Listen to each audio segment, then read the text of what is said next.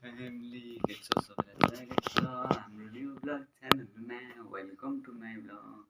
अरू भन्नु होला के छ हालचाल। आज म आफ्नो घरको हाउस टुर गर्नु छ हैन, देखाउनेछु। कस्तो लाग्छ होला कमेन्ट गरिदिनु होला है, लाइक कमेन्ट सब्स्क्राइब गरिदिनु होला। पहिला चाहिँ हामी गोठतिर जाउँ हैन। यता हाम्रो अरूकै घर हो। यो चाहिँ हाम्रो गोठ हो पहिला हैन। गोठ हेर्नु होला। गाई तीनटा छन्, एउटा यहाँ, दुईटा, तीनटा अनि तीनटा छन् त्यहाँ एउटा। यो गाई पाल्ने ठाउँ है।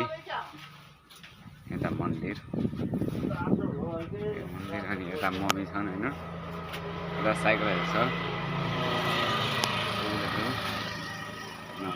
म देखाउने छु घर। हेर्नु होला। भित्र रुम देखाउने छु है। रुम देखाउँछु पहिला। द्वार हाम्रो यो, अनि यो हाम्रो बुवा आमा सुत्ने ठाउँ हैन। बेडरुम बेडरुम यो चाहिँ। यता पूजा गर्ने ठाउँ मन्दिर, पूजा गर्ने मन्दिर।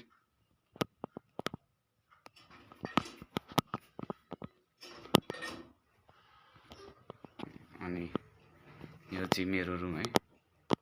सानै छ तर ठिक छ। यो चाहिँ मेरो रुम।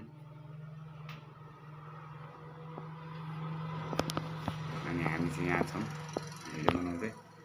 लाइक कमेन्ट सब्स्क्राइब गर्नु पर्यो यार। अनि यो चाहिँ किचन रुम हेर्नु होला। दामी दामी बनाएको छ। धान राख्ने यो चाहिँ धान राख्ने। भित्र धान छ। यो भित्र धान छ। कमसेकम 15-16 बोरा अट्छ होला यार।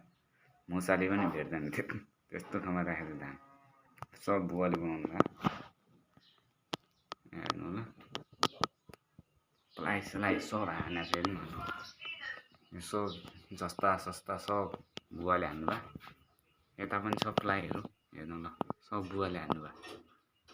सब बुवाले बनाउनु भयो। हेर्नु त्यहाँ माथि कम्लो गरेर ठाउँ छ। गुडिया छ।